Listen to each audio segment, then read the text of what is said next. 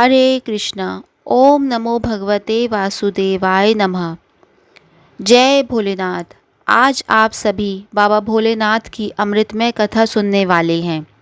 भक्तजनों, यह कथा अत्यंत ही फलदायी है, क्योंकि इस कथा को सुनने मात्र से ही अकाल मृत्यु टल जाती है और इस कथा को सुनकर आपका रोम रोम शिवमय हो जाएगा।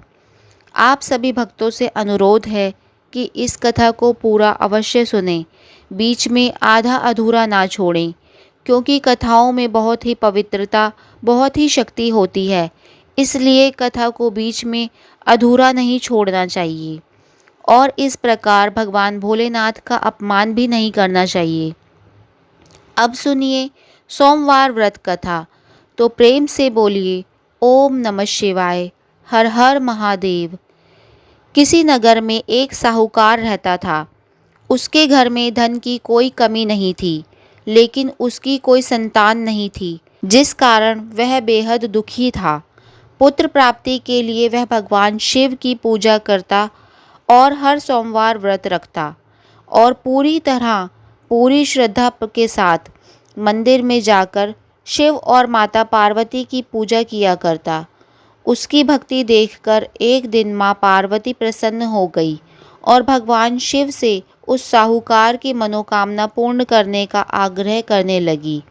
देवी पार्वती की इच्छा सुनकर भगवान शिव ने कहा, हे पार्वती, इस संसार में हर प्राणी को उसके कर्मों के अनुसार फल मिलता है और जिसके भाग्य में जो लिखा होता है उसे भोगना ही पड़ता है। लेकिन माता पार्वती जी ने साहूकार की भक्ति का मान रखने के लिए और उसकी मनोकामना पूर्ण करने की इच्छा जताई। माता पार्वती के आग्रह पर भगवान शिव ने साहूकार को पुत्र प्राप्ति का वरदान तो दिया, लेकिन साथ ही यह भी कहा कि उसके बालक की आयु केवल 12 वर्ष होगी। माता पार्वती और भगवान शिव की इस वार्ता को साहूकार सुन रहा था। उसे सुनकर ना तो इस बात की खुशी हुई और ना ही दुख हुआ, बल्कि वह तो पहले की तरह ही भगवान शिव की पूजा करता रहा। कुछ समय के बाद साहूकार के घर एक पुत्र का जन्म हुआ।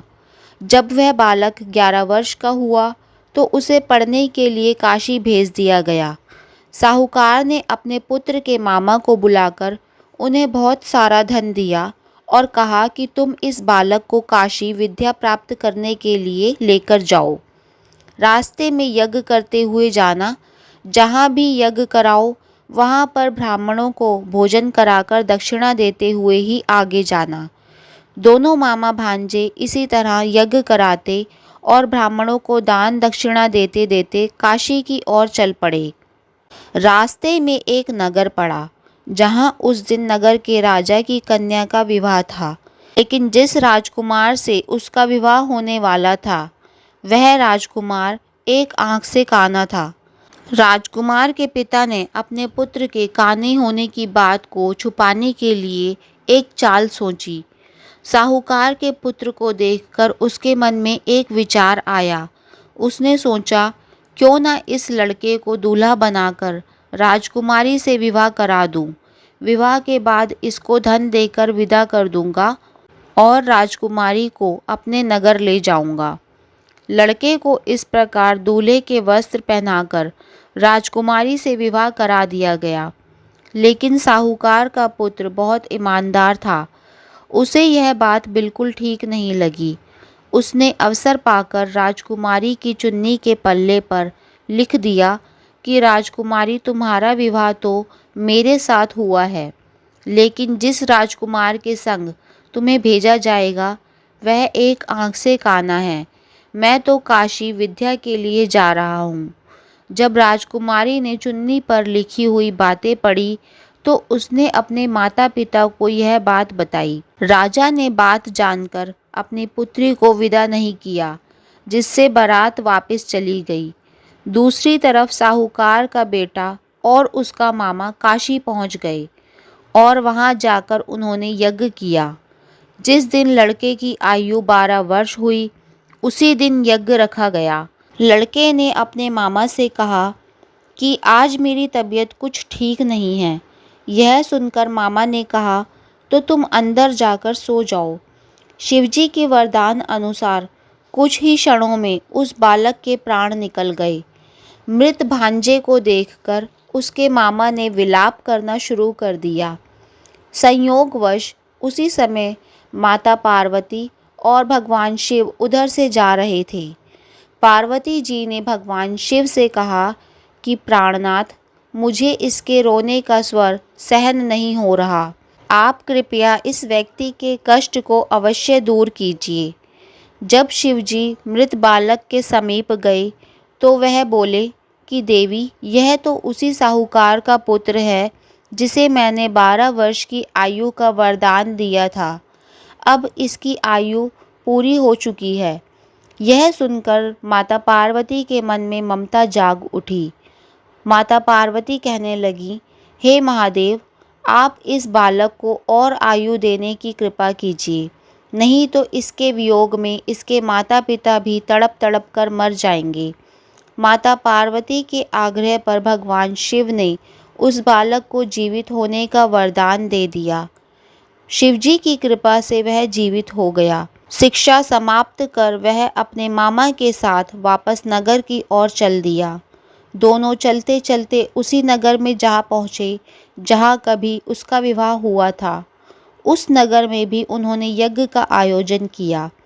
उस लड़के के ससुर ने उसे पहचान लिया और महल में ले जाकर उसकी आवभगत की और अपनी पुत्री को धूमधाम से उसके साथ विदा कर दिया। इधर भूखे प्यासे रहकर साहूकार और उसकी पत्नी अपने बेटे के आने की प्रतीक्षा कर रहे थे। उन्होंने निश्चय कर रखा था कि अगर उन्हें अपने बेटे की मृत्यु का समाचार मिला तो वे भी प्राण त्याग देंगे, परंतु अपने बेटे के जीवित होने का समाचार पाकर वे बेहद प्रसन्न हुए। उसी रात भगवान शिव ने साहूकार के स्वप्न में आकर कहा, हे श्रेष्ठी, मैंने तेरे सोमवार के व्रत करने और व्रत कथा सुनने से प्रसन्न होकर तेरे पुत्र को लंबी आयु प्रदान की है। इस प्रकार जो कोई सोमवार व्रत करता है या कथा सुनता है और पढ़ता है, उसके सभी दुख महादेव की कृपा से दूर हो जाते हैं और जिस पर महाकाल का हाथ होता है उसका कोई कुछ भी नहीं बिगाड़ सकता। कालों के भी काल भगवान शिव को महाकाल कहा जाता है। और भगवान शिव की यह दूसरी कथा आप सभी के मन में भगवान शिव के प्रति भक्ति को और भी बढ़ा देगी। उज्जैनी में राजा चंद्रसेन का राज था। वह भगवान शिव का परम भक्त था। शिव गणों में मुख्य मणिभद्र नाम का गण उसका मित्र था।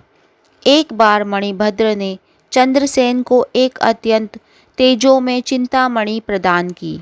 चंद्रसेन ने इस मणि को गले में धारण कर लिया तो उसका प्रभामंडल तो जगमगा ही उठा। साथ ही दूर दराज देशों में उसकी यश कीर्ति बढ़ने लगी। अब उस मणि को प्राप्त करने के लिए दूसरे राजाओं ने प्रयास आरंभ कर दिए।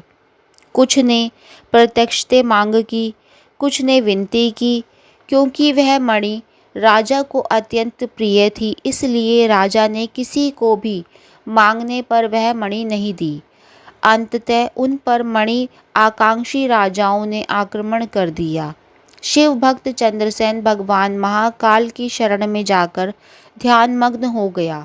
जब चंद्रसेन समाधि में था तब वहाँ कोई गोपी अपने छोटे बालक को साथ लेकर दर्शन करने के लिए आई।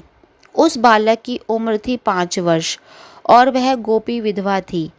राजा चंद्रसेन को ध्यानमग्न देखकर वह बालक भी भगवान शिव की पूजा करने के लिए प्रेरित हुआ। वह कहीं से एक पत्थर लेकर आया और अपने घर के एकांत स्थल में बैठकर उस पत्थर को शिवलिंग मानकर पूजा करने लगा। कुछ देर के बाद उसकी माता ने भोजन करने के लिए उसे आवाज़ लगाई, फिर भी वह नहीं गया। आखिरकार माता स्वयं बुलाने आई तो उसने देखा कि उसका बालक तो ध्यानमग्न बैठा है और उसकी आवाज़ सुन ही नहीं रहा। तब क्रोधित होकर माता ने उस बालक को पीटना शुरू कर दिया और सारी पूजन सामग्री उठाकर फेंक दी। ध्यान से मुक्त होकर बालक जब चेतना में आया तब उसने अपनी पूजा को नष्ट देखा तो उसे बहुत दुख हुआ। अचानक उसकी व्यथा की गहराई से एक चमत्कार हुआ और भगवान शिव की कृपा से वहाँ एक सुंदर मंदिर बन गया। मंदिर के मध्य में दिव्य शिवलिंग विराजमान था और बालक द्वारा सज्जित पूजा भी यथावत थी। उसकी माता की मुद्रा भंग हुई तो वह भी हैरान रह गई। उधर राजा चंद्रसेन को जब शिवजी की अनन्य कृपा से घटित इस घटना की जानकारी मिली तो वह भी उस शिव भक्त से मिलने पहुंचा। अन्य राजा जो मणि पाने के लिए युद्ध तक करने को तैयार थे वे भी वहां पहुंचे। सभी ने राजा चंद्रसेन से अपने अपराध की क्षमा मांगी और फिर सबने मिलकर भगवान शिव का पूजन अर्चन किया। तभी वहां श्री राम भक्त हनुमान जी अवतरित हुए और उन्होंने गोप बालक को गोद में उठाकर सभी राजाओं और उपस्थित जन समुदाय को संबोधित किया। कहा कि शिवजी के अतिरिक्त प्राणियों की कोई गति नहीं है। इस गोप बालक ने कहीं किसी जगह पर शिवजी की पूजा को मात्र देखकर ही बिना किसी मंत्र अथवा विधि विधान के शिव आराधना कर शिवत्व सर्वसिद्ध मंगल को प्राप्त किया है। यह शिवजी का परम श्रेष्ठ भक्त समस्त गोपजनों की कीर्ति बढ़ाने वाला है। इस लोक में यह अखिल अनंत सुखों को प्राप्त करेगा और मृत्यु उपरांत मोक्ष को प्राप्त होगा। इसी के वंश का 8वां पुरुष महायशस्वी नंद होगा, जिसके पुत्र के रूप में स्वयं श्री नारायण श्री कृष्ण के रूप में अवतरित होंगे। कहा जाता है भगवान शिव तब से ही उज्जैनी में स्वयं विराजमान हैं। हमारे प्राचीन ग्रंथों में महाकाल की असीम महिमा का वर्णन मिलता है।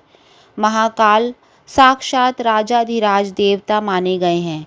जो भक्त पूर्ण श्रद्धा भक्ति भाव से सोमवार के दिन भगवान महाकाल के दर्शन करता है या इस कथा को सुनता सुनाता अथवा पढ़ता है, महाकाल की कृपा से उनकी अकाल मृत्यु टल जाती है। उनके जीवन के सभी दुख दूर हो जाते हैं और सभी मनोकामनाएं पूर्ण हो जाती हैं और अंत में ऐसे भक्त भगवान शिव के धाम को चले जाते हैं। भक्तजनों, यह थी आज की कथा। उम्मीद है कि आप सभी को यह कथा पसंद आई होगी।